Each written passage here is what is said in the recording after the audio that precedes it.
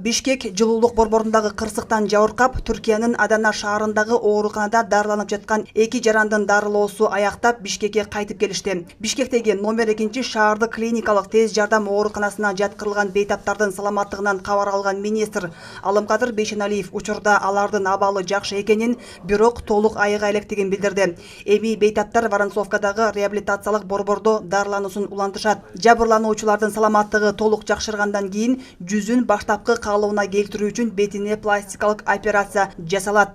Эскерте кетсек, өлкө башчынын тапшырмасы менен 3 февралда Бишкек жылуулук борборундагы кырсыктан жабыркаган 2 адам, ошондой эле тик учактын кулашынан жабыркаган 2 аскер кызматкери дарылануу үчүн Түркияга учуп кеткен.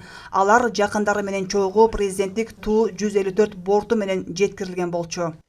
Аданада жатканда мен врачым Курайдаш деген аябай чоң известный эме болчу. Ошол аябай жөнөкөй адам экен. Аябай келип, күнүгө келип карап, аябай уход кылды, аябай операцияларын баарын өзү жасап.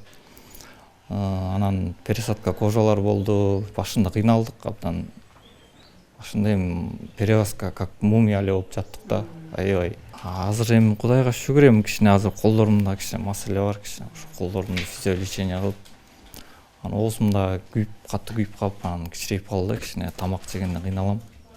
Садыр Нуркожоевич бизди Адана шаарына жиберди. Ожоговый центрга. Аяктан операция болдук, лечение кылдык. Анан айткым келет, ошо биздин кыргыздарга чоң рахмат, ошол жактан кыргыз эжелерге.